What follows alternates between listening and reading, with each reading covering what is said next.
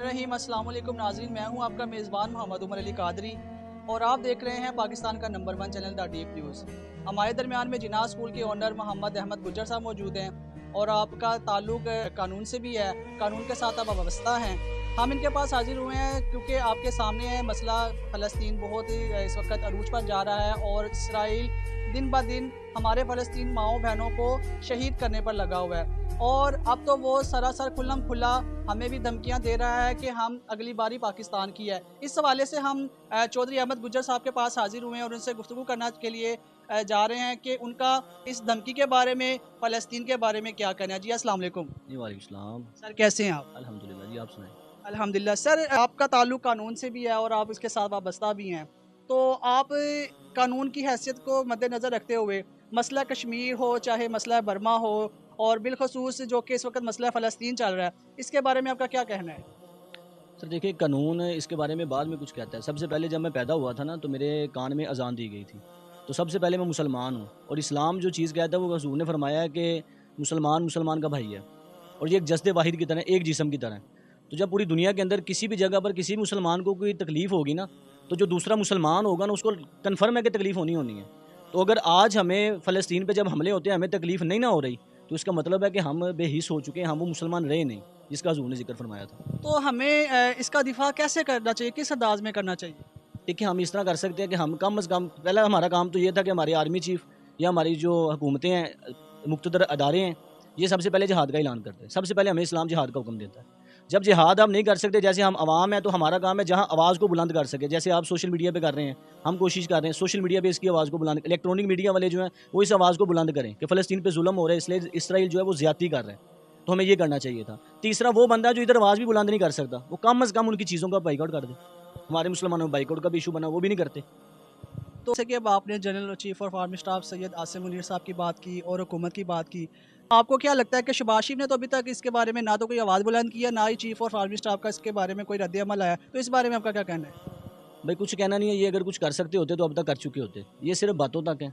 इन्होंने या तो एक, वो पहले हुकूमत आई थी उसने कहा था जी आधा घंटा धूप में खड़े हो जाएं तो कश्मीर आज़ाद हो जाता है, और एक अब हुकूमत है जो असम्बली में आधा घंटा 15 मिनट खड़ी हो जाती है झंडे पहन के, समझते हैं कि हमने फ़लस्तीन को बचा लिया है। तो इस तरह मुल्क नहीं बचाए जाते। जिस तरह हुज़ूर ने हुक्म फरमाया जिहाद का, उस तरह मुल्क को बचाया जाता है, उस तरह मुसलमानों को बचाया जा सकता है। जैसे कि आपने जहाद का लफ्ज़ इस्तेमाल किया, तो अब तो जहाद का फतवा भी जारी हो चुका है और वो हुकूमत पर दिया गया है, जनरल पर दिया गया है, लेकिन फिर भी अभी तक उसका कोई रद्द-ए-अमल नहीं आ रहा, तो इसके बारे में आप कुछ कहना चाहें? बेहिस हो चुके हैं, इस पर रद्द-ए-अमल क्या देना है? अगर ज़रा सा भी एहसास मौजूद होता, अगर वो हदीस पे हुज़ूर के अमल करते कि मुसलमान मुसलमान का भाई है, तो इस चीज़ पे अमल करते कि अगर एक जगह पे किसी मुसलमान को तकलीफ़ होती है, दूसरा मुसलमान जो वो तड़प उठता है, तो यहाँ पे तड़प नहीं उठ रहे, तो ये बेहिस हो चुके हैं। तो अब हमें क्या करना चाहिए सर? आप मुझे ज़रा एक्सप्लेन करें हमारे देखने वाले नाज़रीन को कि ऐसा कौन-सा अमल इख्तियार करें कि जिससे जो है ना इसराइल को ज़्यादा से ज़्यादा नुकसान हो सके? देखिए, नुकसान उनको सबसे पहले तो जहाज़ से पहुँचना था, वो हमने नहीं किया। फिर हमने वीडियोज़ में, सोशल मीडिया पे, इलेक्ट्रॉनिक मीडिया पे कोशिश करनी थी, वो हमने की, जितना हो सका हुआ।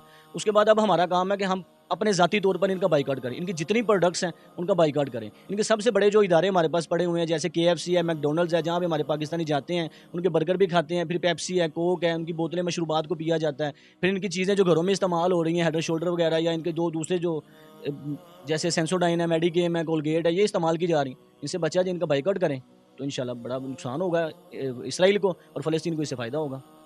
केएफसी के बायकॉट से क्या होगा? सर केएफसी ने ऐलान किया था कि इसका जो मालिक था ना, जब जंग पहले लगी थी ना गज़ा की और इसकी इसराइल की, तो उसमें इसके मालिक ने ऐलान किया था कि अगर ये जंग जारी रहती है और जब तक ये जंग जारी रहती है, तो इसराइल की फ़ौज का मुकम्मल जो खर्चा है खाने पीने का, वो मैं दूंगा। तो वो दे रहा है, खाना मुकम्मल वो पहुंचा रहा है, तो हम केएफसी का बाइकआउट करेंगे। इसराइल की फ़ौज का खाना बंद होगा, वो कमज़ोर होंगे। हमने मुआशी तौर पर उनको कमज़ोर करना है।